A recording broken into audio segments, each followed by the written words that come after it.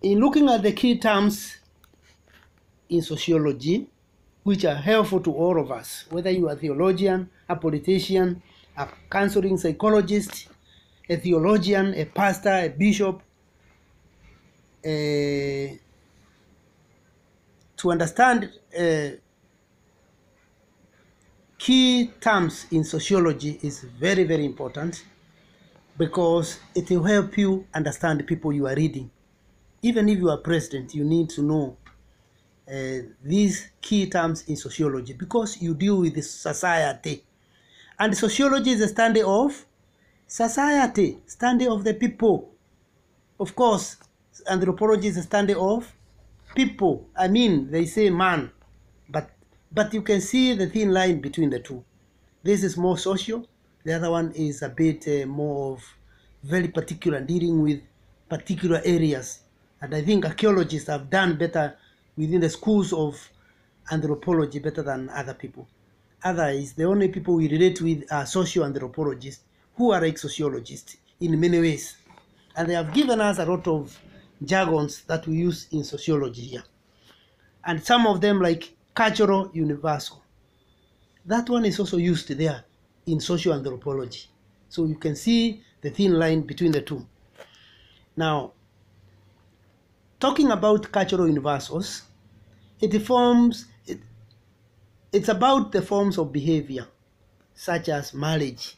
I mean, areas that are common all over. People cook, people marry, people mourn, people cry, people worship, people are religious, okay? These are called cultural universals.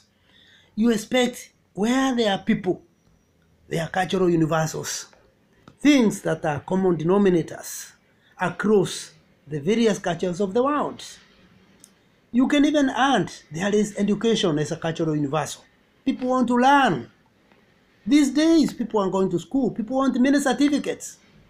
You hear somebody has 3 masters, 4 PhDs, 3 bachelors. In the past, reaching from 4 was enough. Today, even 1 PhD is not enough. Things are changing very fast. Why? People want also to build theories, to know, to have enough papers, and to be competent in the era of globalization. We only used to hear people in Nyanza have 3 PhDs. We would laugh at them and say, why not invest that money? No, it is not so in Western Kenya now. It is Kenya behaving this way.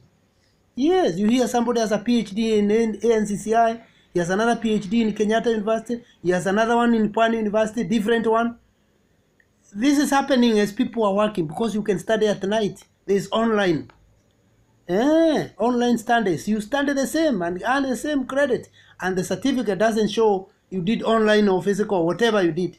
It is just a certificate. And also you feel happy when you have exposed yourself to learning. So it's learning today is now becoming a cultural universal.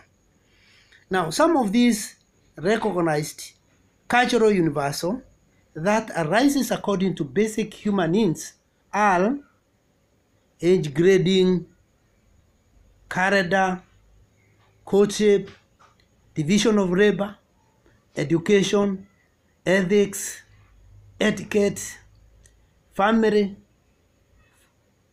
food, taboos, games, gestures, hygiene, law, language, marriage, music, puberty, customs, religion, and so on and so forth. These are cultural universals. And it's good to have that vocabulary, to know cultural universals. There will always be things you go in common. You go in a corner, you agree with these people.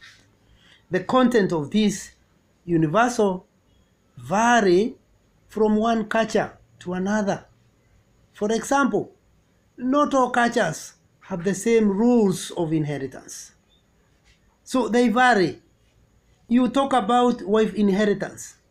It is now almost dead now.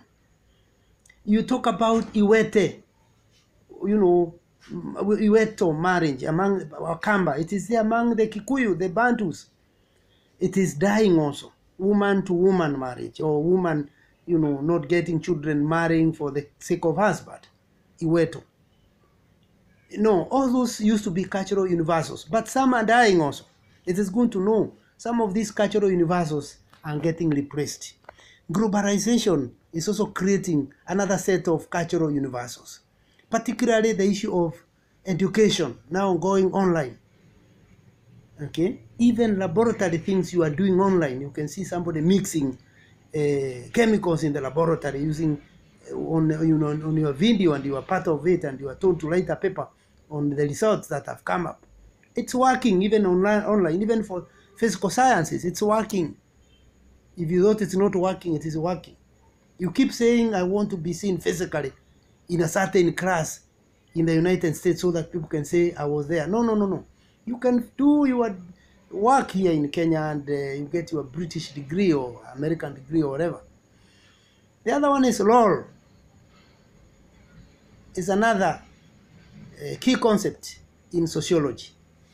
It is the expectation and performance of an individual occupying a particular status. Role as expectations refers to the rights, duties, and obligations an individual has while occupying status. Role as performance refers to how the individual actually behaves while occupying a status. There is social strata. This is the various level within a stratification system. A single stratum consists of individuals who share particular characteristics such as educational attainment or level of wealth. The other one is social stratification. A system of institutionalized social inequality based on important material and symbolic differences in a society, such as differences in wealth, differences in religion, or family heritage. It is the ranking of subgroups in a society according to wealth, according to power, according to prestige. So every society, including ours, is socially stratified. That is where we get social stratification. So whether you are counseling people, whether you are theologizing, whether you are philosophizing, you should know that societies are stratified according to religious creeds, according to denominations, according to family heritage, according to wealth, according to various statuses. That is a reality. We may say, even now you hear people doing politics of rich and the poor, Marxist politics.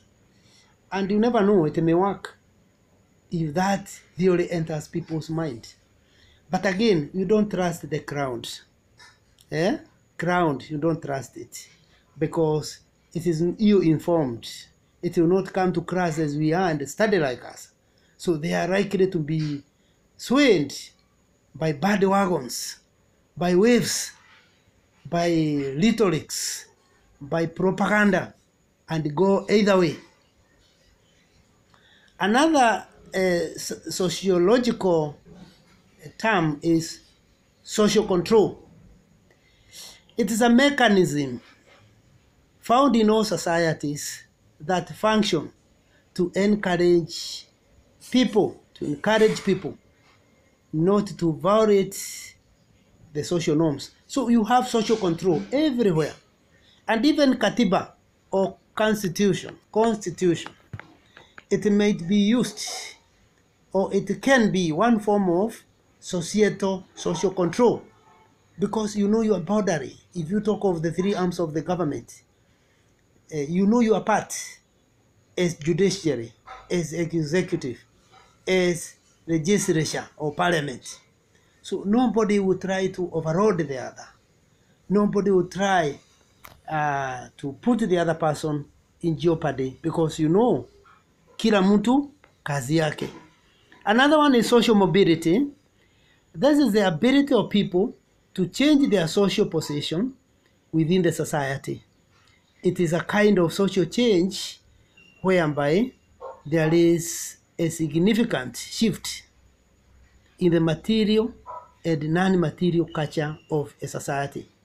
So social mobility is all about people changing their social positions within society. It's all about social change, yet we shall consider social change. Okay? And when there is a significant shift, all of a sudden, there is social mobility in the internet, science and technology. Everybody has a mobile phone. Everybody now knows how to Google Meet the way we are doing. Everybody now knows how to Skype around and talk to people in America, talk to people globally. The world has become a village, a global village, as the world has come very close to everyone. So nobody has excuse. The way St. Paul talks of Romans, in Romans chapter 1, when attacking those who had bad behaviors, he tells them, nobody has excuse over anything. Because even if you don't have the law, there is also the law of conscience. There is a moral law within you. God has put it to you. So nobody should say, I didn't know, I wasn't told. Your conscience was there to tell you. No excuse. Today we have no excuse to move, to shift the way we have shifted to the new science and technology, because it is now even cheaper. You can do more. Another psychological jargon that you find more in anthropology is caste, particularly in India. This is mainly within the India subcontinent, where we have caste system. And you see caste is a rigid, a very rigid is like something that is not broad, not pluralistic, not open, but closed system or form of social stratification. The way people are stratified, in which membership is determined by the place of birth. Okay? Now, when you think of caste system, it is a rigid stratification system in which percentage determines one's caste or stratum. It's called stratum, your caste. And virtually, no social mobility is possible. You can't move from being Kshatriyas or certain caste in India. If your father was a watchman, you are likely to be, you are just supposed to be a watchman. And your father was a president, you are likely to become a president. Your father was a member, an MCA, like somebody or another Mweshimiwa with this within this class.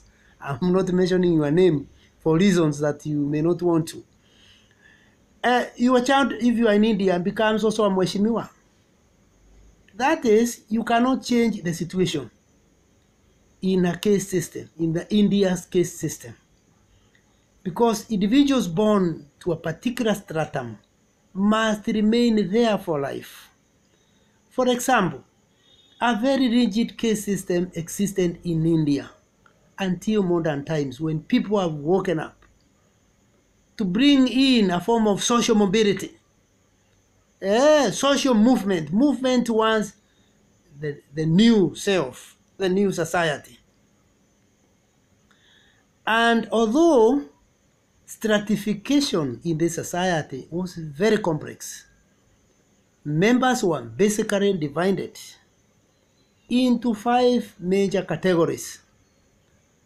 One was the Brahmins, the highest caste that ruled the society, supposedly with divine guidance. They would say, they invoke God, they would theologize the matter, and say, God has said, we were born to lead, others to be led by us. That is Brahmins. The second ranked caste is Kshatriyas, which formed a military aristocracy. That you are born here, you become a soldier, commander, inspector,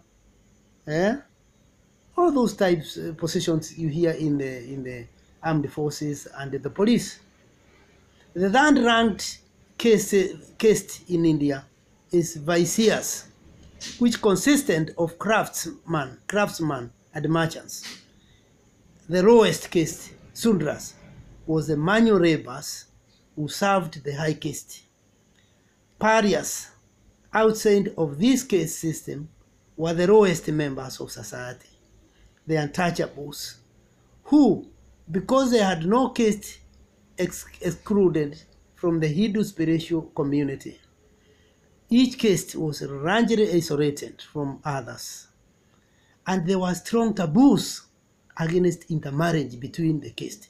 For example, coming from the highest family in the land, or the highest caste called Brahmins, you could not rush and marry a Sudra, the cleaners of the toilets. They are called sanitation workers. Those laborers, those who are employed in the farms, those who are hewers of wood and drawers of water. You couldn't jump over and become a member or marry from that other. We thank God in our country, we don't have these systems. They have never worked because they bring out bitterness. Something else is we can think, for example, discuss some of the characteristics of caste or caste system. Okay, you can also be told, mention some of the problems that caste system will encounter in the future. Of course, it has started. In India itself, I'm a fan and a friend intellectually of Mahatma Gandhi, the Indian nationalist, and I like to talk about it. I was introduced to Mahatma Gandhi when I was in primary school. The way he used to dress, not in the Western way. He would not wear a tie, though he was a lawyer. He came up with the Satyagraha, and he would say, if one wants to live, if one wants to preach Satyagraha, you must live Satyagraha. Say it in another way, if one wants to preach change, you must be changed. If one wants to preach water, you drink water, not wine. That is Mahatma Gandhi. And sometimes Mahatma Gandhi, the Indian nationalist, the man who fought for freedom for Indians, would say, I love you British because you colonized us. And you tell his people, don't fight, don't stone anybody during the freedom. There was no Mau Mau in India in 1940s when they were fighting the British. He would tell them, an eye for an eye, like in the Bible, and he was not a Christian, he was a Hindu. Makes more people bride people. But if we show these people love, they who hate us, we shall embarrass them. We shall embarrass their psyche. Psychologically, we will torture them. And so he succeeded. Only once did they shed blood, when people got so overworked with the placard saying, British, we love you because you colonized us. You made us, we Indians, hewers of wood and drawers of water. You made us slaves in our own country. Only once did they shed blood. Okay? When they slept on the railway line, the one going now to Kisumu, though I'm told it's not over. Yes, direct. They went on the railway and said they had the British, they slept on to the rails now and said, British, kill us, we love you. Umati wa watu sasa, crowns. Kill us, you colonize us, we love you because you hate us. And Mahatma Gandhi would say, I love Christ, but I hate Christians because they are hypocrites. They don't behave like Christ. They don't love their neighbors. They don't speak good about other people. They gossip more about other people. They don't do what should be done. But I'm not a Christian, I'm a Hindu, but I like the philosophy of Christ. And Mahatma Gandhi, this man, this Indian leader, then saw his people sleeping on the rails, using his own philosophy that he was teaching them. The Satyagraha, the soul force. the change of the soul, that you can even love they who hate you. Practically do it. It's not theoretical. And when they was sleeping on the rail came, all of a sudden it crushed a few. It cut some into two pieces because the rail came up and overran them. And there was a screaming all over. Hey, these are cannibals, they are killing people. And within a short time, there was a lot of embarrassment globally, and I think it was not intended by the British to kill. I think it was one member who was riding on the rail, or the pilot who killed them. And it was so shameful. And within a short time, I don't know whether the British feared the embarrassment, independence was granted to India in 1946. And when Gandhi was invited to become the first president of India, he said, no, no, no, no, no, no. I was not fighting for freedom out of greed to rule. I was fighting for freedom. Freedom is good for everybody. And that's when he invited Nehru to come and rule India. Of course, Gandhi was killed 2 years later by an extremist, by somebody with a knife who killed him. Some say he was shot by a Hindu extremist who said, Mahatma Gandhi has been betraying us because he was more of a Christian than a Hindu. He betrayed us, he's a traitor. I think he shot that man because he did not ask for security. He could have become the first president, but he said, you don't fight selfishly, you fight for people. Politicians in our country, can we say they fight for us? You may, sociologically, you may say that requires to go underneath and find out, can they do like Gandhi? So I find Gandhi a very inspiring man to me, very inspiring to my life, that life is not for profit. Life is to do good and let God decide one day. But on the other hand now, I went to Parliament of Pietermaritzburg. That was 2016. Those who watch me via Facebook timeline, I posted myself on the statue of Mahatma Gandhi because he started Satyagraha movement in Pietermaritzburg when he was a young lawyer. When he was told to give out a seat so that a white South African could sit on it, he started the movement of resistance, non-violent resistance, not fighting physically, resisting by saying, we love you because you hate me, and saying no without fighting or stoning anybody. That is when he began a Satyagraha. After successful reading boycotts in South Africa, he went back now to fight for freedom at home. So when I went to South Africa on 2016, I went on Gandhi's statue, and it is written, my life is my message. My life is my message. Don't ask for what Gandhi stood for. That's what he was telling people. See what I'm living. I teach Satyagraha and live Satyagraha. So I don't preach water and drink wine. So that is Gandhi for you. When I was there, I really enjoyed being there, listening to God, seeing the respect that he's given in South Africa to date, in that parliament of KwaZulu-Natal, the headquarters of KwaZulu-Natal in the city of Pietermaritzburg, because they have their 8 provinces with a parliament each. And when I was there, I posted it to my timeline. That's what I said earlier. And people complained. Indians themselves shouted at me, Julius, you are bad. We thought you were a good scholar. We see you writing in our journals here, particularly South African Indians. And I don't want to mention some of them because they are still my friends in scholarly world. They told me Gandhi is a bad guy. Even Ghana, they have uprooted his statue. When they discover he was in one of those caste systems of big men, and he also believed he was fighting for his Brahmin.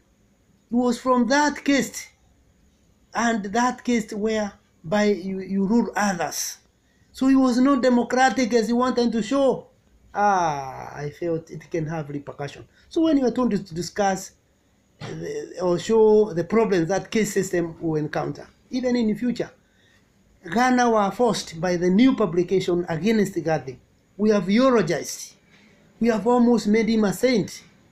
But Indians of other castes who are now rioting against caste system in India, even today, they are making us hate Mahatma Gandhi. They are saying a lot of things about him, and that is changing how we saw some of these great people in India. So in a society where we have caste system, whether you don't call them caste, or in Oman, where we have the ruling dynasty, particularly during the era of Portuguese times, where the 15th century, the 14th century, the 17th century, where Torubi dynasty was ruling. The Busaidi dynasties, okay, or the family of Busaidi family, which rules Zanzibar even today. So many Arabs from that area, the Busaidis are there. In Mombasa, near Kenyatta University, we have the Mazurui dynasty, but they are not dynasty in Kenya. They are just Mazurui family or group among the Oman Arabs who settled in Kenya. They are Kenyans. If you go to Zanzibar, they are Busaidis. And the others called Torubi, who have also ruled for some times. In those years, they kept overthrowing one another and taking over. And there could be a Diwari in Mombasa, who is either a Mazurui or sent from Zanzibar by the Sultan, a Diwari or more of a DC here. So those are the problem of caste systems, where families rule, or where we categorize people from where you come from. People will rout one day. If you use Marxist tool of analysis, you see social conflict one day. But I'm happy in our country.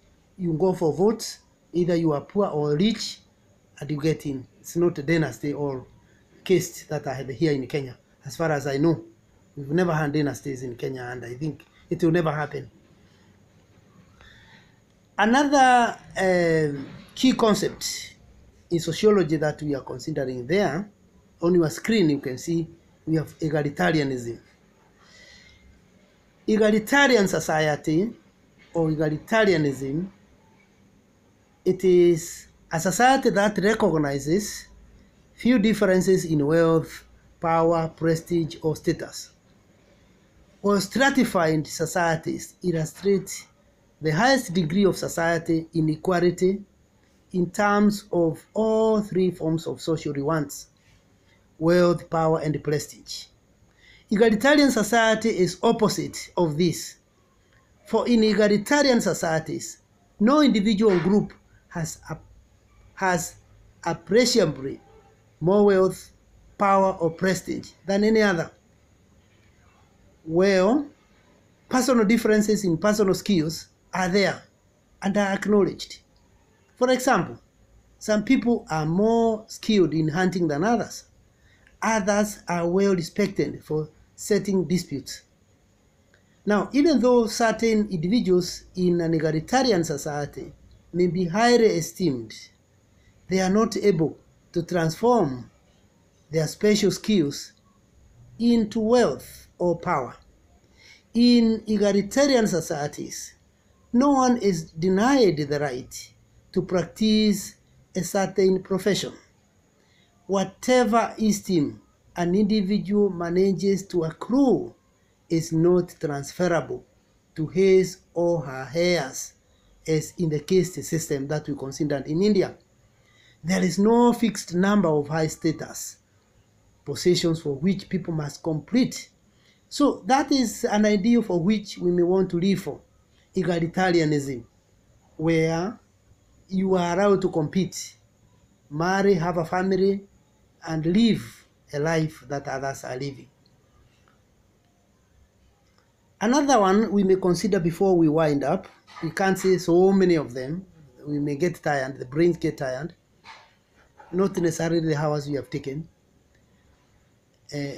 but what we have covered. If there are no questions, then even one person can get tired. So I'll say a few and then I'll invite you for questions. The rights of passengers. Any ceremony celebrating a person's transitional from one social status to another is rite of passage.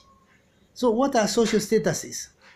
These ritualistic ceremonies which are for religious significance, help both individuals and society to deal with the important life changes.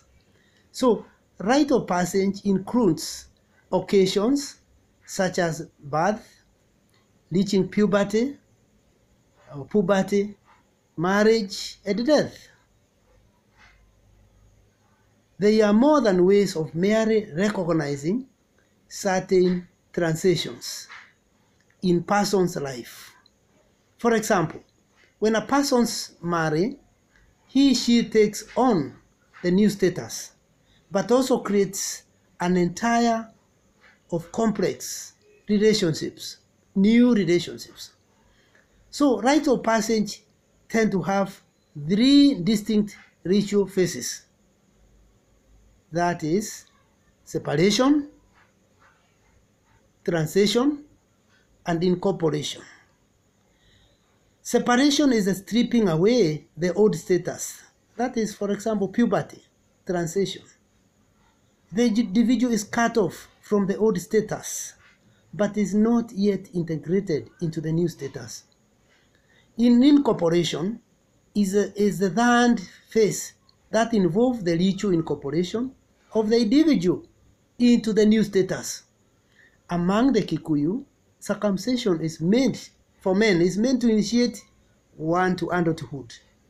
And you are not expected to go back to the so-called boys. And sharing a lot of secrets with boys, or following how they are conducting their discourses in marriage, discourses in relationships.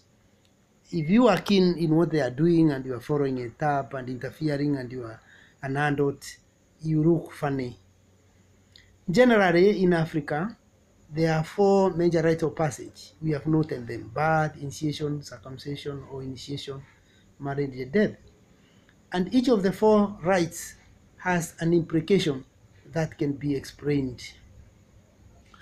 And I don't want to get to talk about polygamy, because when we talk about polygamy, you may not even know that there is what you call polygamy is nothing but polygyny, where one man marries more than two women. And what you call, and there's another one, polyandry, where one woman is married to two or more males at the same time. You have one woman married to more than one man. He has one ring on this side, she has another ring on the other side. Of course, that's deviance in our culture. But anthropology tells us there are such society where a woman can be married to more than one man. Okay? Biologically, it looks bad anyway. But we are told that is polyandry. It is there, hidden, though sometimes hidden. Now, in popular practice, polygamy is a practice whereby a man has many wives simultaneously. The situation is better described as polygyny. When two wives are involved, it is bigamy. Polyandry exists when a woman has many husbands simultaneously. Polygamy, including bigamy, was practiced in ancient Israel as well as in the African society. Polygamy in some societies in Africa has been strengthened by the so-called levirate and sororate. Of course, you know levirate. Levirate marriage in turn is a custom where a widow is expected to marry the brother or some close male relatives of the dead husband. Usually, any children fathered by the woman's new husband are considered to belong legally to the dead brother rather than the actual genitor. For sororate marriage, it comes into play when a wife dies. The widower, the man, subsequently marries the sister or some close female relative of his deceased wife. In an African society, having more than two wives, polygamy that is, was seen as a mark of prestige, of high status. In highly stratified kingdoms, polygamy is one of the privileged privileges of royalty and aristocrats, as was the case with the late King Zobuza II of Swaziland, who it was estimated had well over 100 wives. Many wives were seen as economic and political assets. Of course, there were other purposes. I don't want to talk about extended family because you have nuclear in the Western world where we have nuclear and extended family. Extended has the cousins, your grandfather, grandmother, father, mother. It is broader. In Africa, we prefer extended. The last one for today, unless more and then more questions or anything, is ethnology. Ethnology is a comparative study of cultural differences and similarities. Well, ethnology refers to the comparative study of contemporary cultures where they may be formed. So the kind of people you call ethnologists seek to understand both why people today and in the recent past differ in terms of ideas and behavior patterns, and what all cultures in the world have in common with one another. Their aim is to uncover these rules that govern human behavior. The life ways of Eskimo living in Arctic tundra, or Greek peasants, King Hunter of the Kalahari Desert, have all been studied by ethnologists. So ethnologists may, like anthropologists, like archaeologists, may want to go deeper and get the people who are not so exposed. Okay? They want to study their culture, those people who are more or less forgotten. Okay? And they want to seek to understand why those people differ in terms of ideas and behavior patterns with the rest of the world. Why have they rejected globalization? Why are certain people still wearing shukas, certain clothes, certain African attires? And ethnologists may want to know, why do we have the Nigerians are comfortable with agbada, their own Nigerian dress? Why are the Maasai even now carrying those weapons? An ethnologist may want to tell us why the situation obtains.